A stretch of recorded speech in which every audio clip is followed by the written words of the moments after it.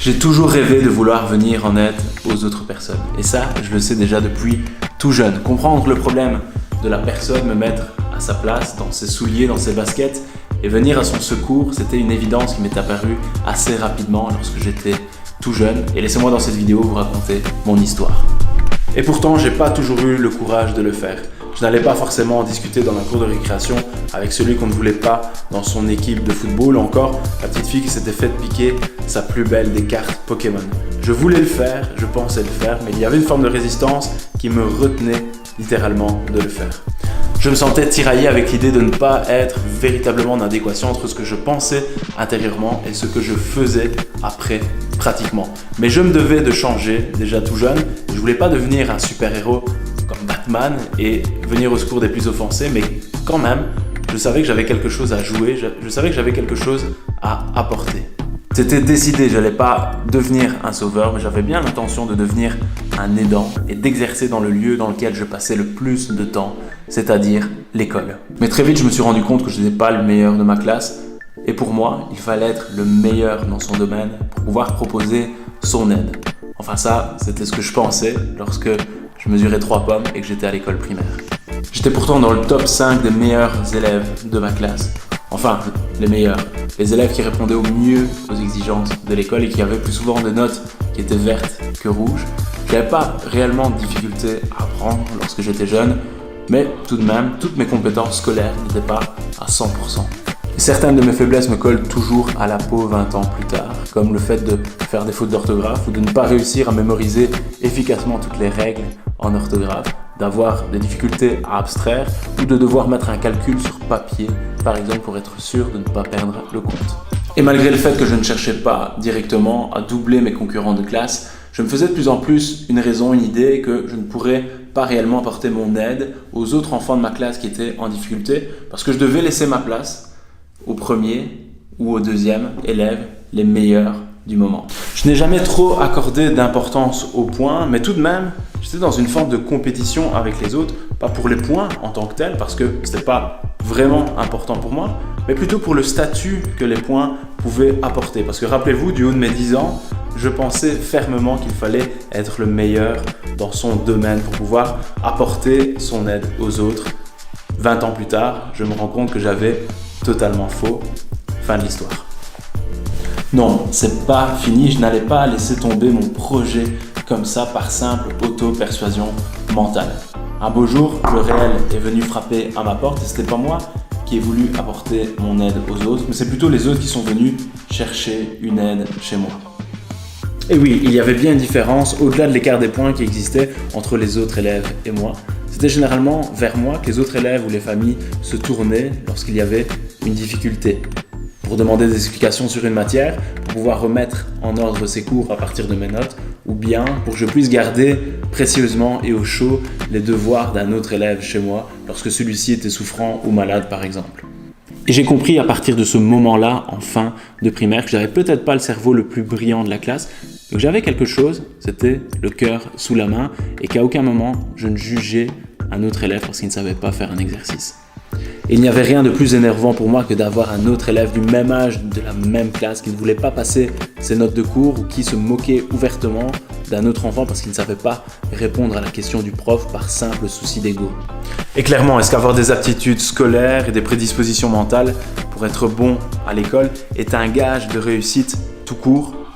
Pas du tout. Et sur le plan des habiletés, l'expérience m'a vraiment montré que de développer des aptitudes sociales comme l'écoute empathique, l'entraide ou l'intelligence émotionnelle m'a ouvert beaucoup plus de portes et d'opportunités que de simplement être bon à l'école. Entre s'aider soi-même et aider les autres, moi mon choix il était fait. Mais il faut un juste équilibre et il faut ne pas s'oublier puisque pour aider les autres, il faut être aussi bien avec soi-même, mais ça je l'ai compris plus tard.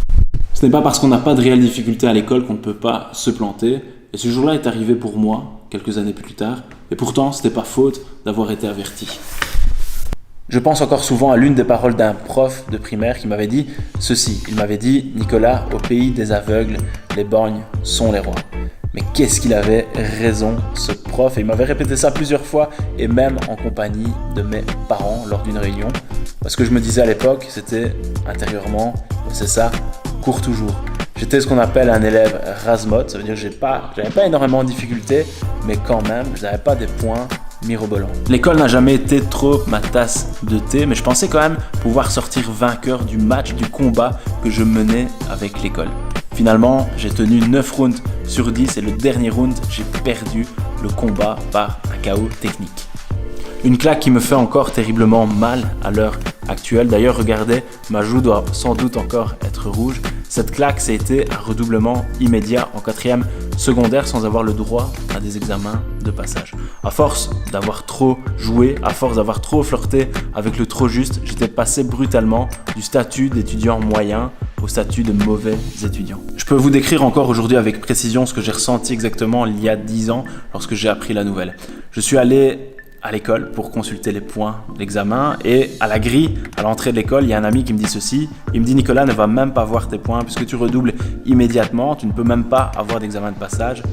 Je lui dis: ouais, c'est une bonne blague, merci.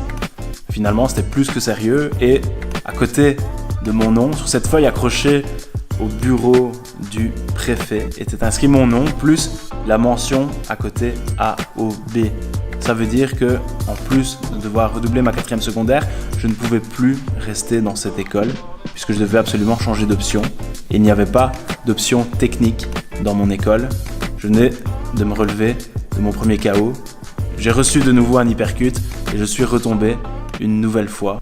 J'étais presque tétanisé, j'avais eu l'impression de sortir hors de moi. Sur la route du retour, j'appelle mes parents pour annoncer la mauvaise nouvelle et je tombe sur ma maman et je lui dis ceci, je lui dis que je dois redoubler, que je n'ai pas d'autre choix et en plus de ça que je dois changer d'option. Et elle me dit ceci, elle me dit: Nicolas, comme elle dit souvent, il vaut mieux ça qu'une jambe cassée, tu vas te relever et surtout tu feras mieux l'année prochaine. C'était devenu tout à coup très limpide pour moi. Je savais que je serais certainement jamais le meilleur à l'école, mais que sans travail de fond, sans travail profond, on ne peut pas devenir bon. Ok, alors je vais tout mettre en place pour me prouver à moi-même que je peux réussir à l'école. Je vais prendre ma revanche sur l'école et ne plus jamais échouer. Mais surtout, à partir de ce jour-là, j'ai pris conscience que je pouvais aussi aider les autres et que j'allais un jour dans ma vie aider d'autres jeunes à ne pas commettre les mêmes erreurs que moi. Me voilà quelques années plus tard devenu coach scolaire et chaque semaine, j'accompagne maintenant des jeunes à ce qu'ils puissent trouver leur méthode de travail, mais surtout, je les aide à ce qu'ils puissent reprendre confiance en eux et confiance en leur capacité de pouvoir réussir. Alors j'en ai jamais voulu à mes amis d'avoir réussi et moi pas, mais par contre à l'époque je me serais bien cogné la tête à plusieurs reprises lorsque j'ai échoué en 4e secondaire après cette expérience qui était chaotique. Mais la vie est bien faite, elle m'a donné une seconde chance, cette chance de pouvoir réussir et de ne plus échouer à l'école. C'est ce que j'ai essayé de faire. Ça m'a pris du temps, ça m'a pris des efforts, ça m'a pris de l'énergie, mais j'y suis arrivé. J'ai pu poursuivre mes années sans plus jamais échouer à l'école.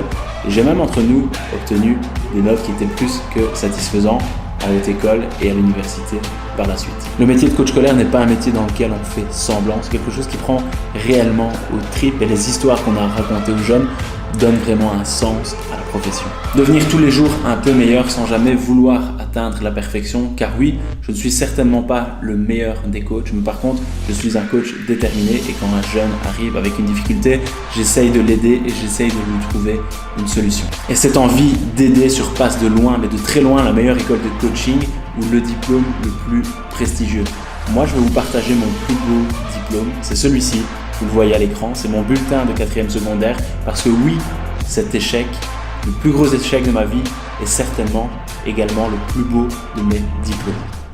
Merci d'avoir visionné cette vidéo jusqu'au bout. Vous pouvez mettre un pouce bleu sur la vidéo et déposer un commentaire si vous voulez me partager votre expérience, votre témoignage ou me raconter une anecdote à votre propos. Je vous souhaite une très belle journée. C'était Nico, coach scolaire et à bientôt. Salut!